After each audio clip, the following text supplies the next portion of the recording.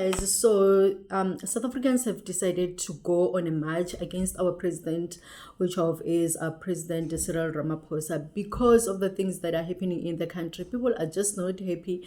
Mainly today, they're actually protesting against this act that is actually passed, saying that Nigerians are free to come to South Africa with easy restrictions when it comes to traveling to South Africa. And another thing that is on the table for us is that the many children that passed away, that were killed from eating things that are actually from spaza shops, and there are so many of them.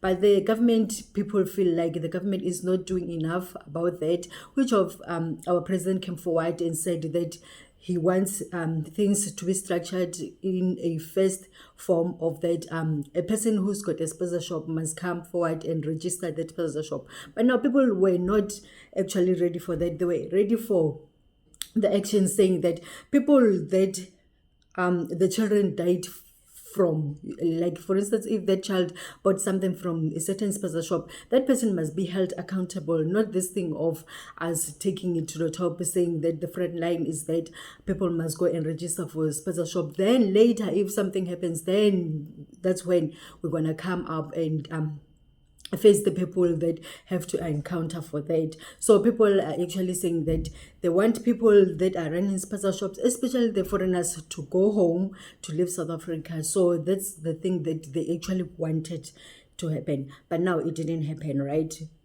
Ramaphosa done something. Okay, this video mainly is not about that, but now I'm just touching base what is taking people to the streets today. So my thing, my point of making this video is that I've seen a video that is trending where children, I believe the youngest there is 4, maybe, or 3, I'm not sure, and there's no one who's above 8, in that video. So these children are actually having boards, going to protest. I think that's from a preschool or whatsoever. They're going with their teachers. I don't know if parents are there, but you didn't see many people actually matching the children. So which of these are the teachers and the children, right? So my thing is that the parents who took their children to the daycare or the school, right?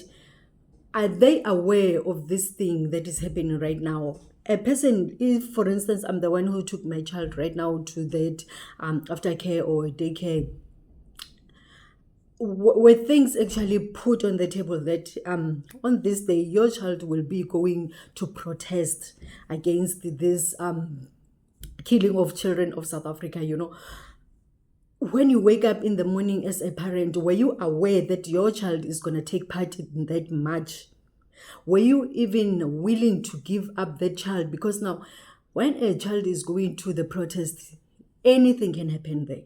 So I want to understand like the minds of the parents that allowed this thing to happen when they were told that can you give us your child so that this day they can go and take march in protest?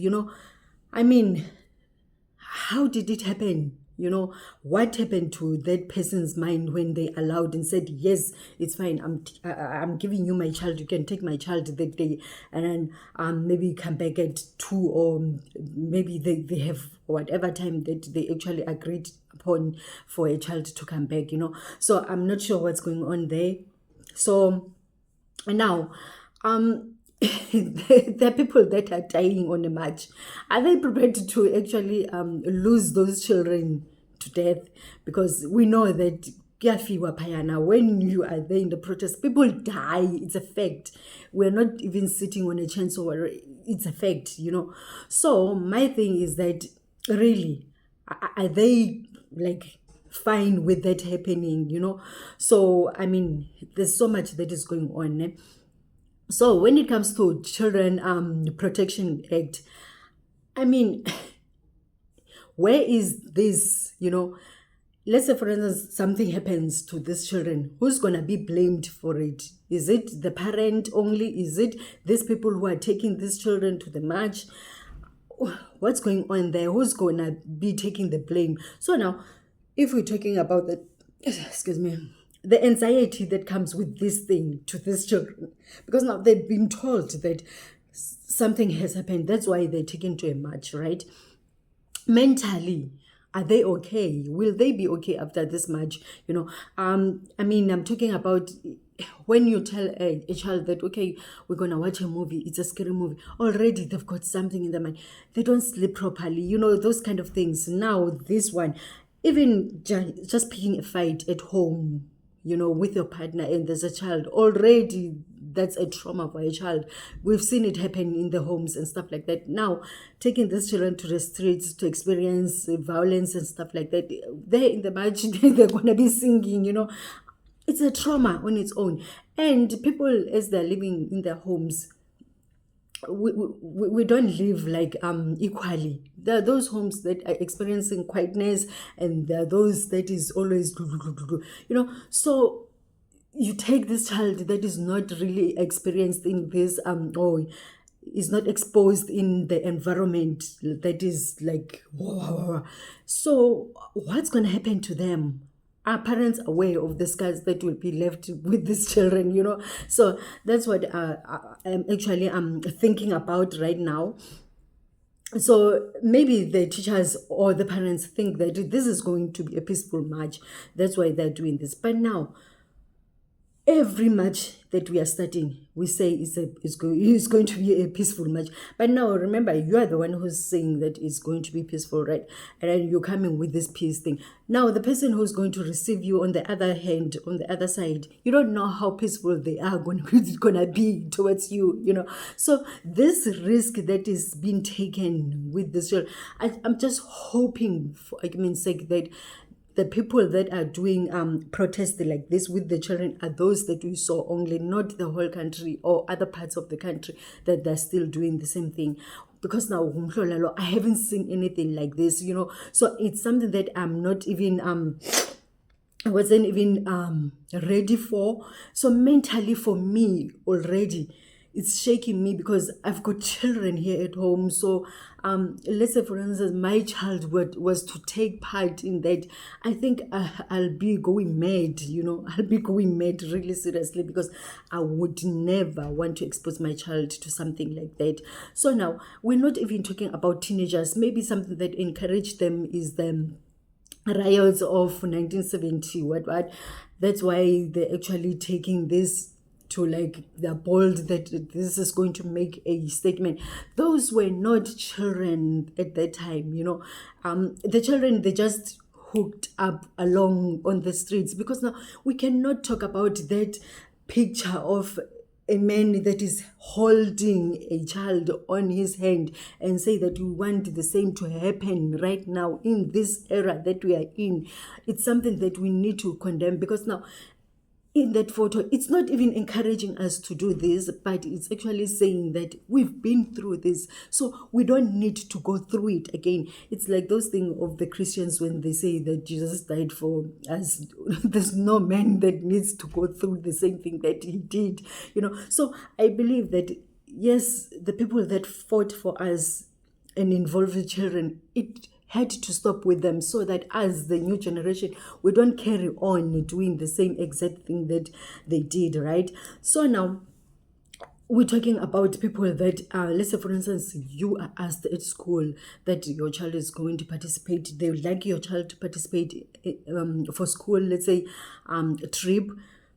Already you're skeptical because of the things that are happening right now in the in the world, Many times we've got children that we can actually count on our fingers that lost their lives because of the school trips, right? Already when you have to release your child to another person's care, you have anxiety, because now you don't know if they will actually take care of them to that capacity that you are actually doing. So now, for these people to release their children, as I'm saying, that for a school trip, you do it, but right down that should anything happen, I have to be ready, because now I just released the child, So that time, it's something that you have to to do is to release your child to participate at school, right? But now this one, no one has to do this thing. These are just people who are there to use children, because now I don't know if them as teachers would just wear something branded and say that not with our learners. Why don't they do that? Why would they say students come in saying that not with us?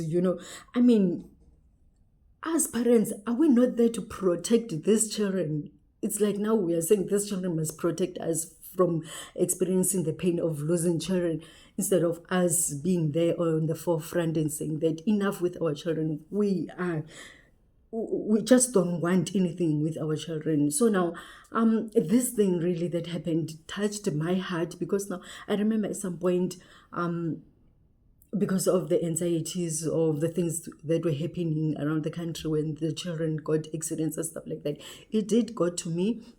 At some point, I remember when I had a neighbor, and then this neighbor would come and take my children now and then. Sometimes they will go for maybe more than 50 kilometers with them and stuff like that.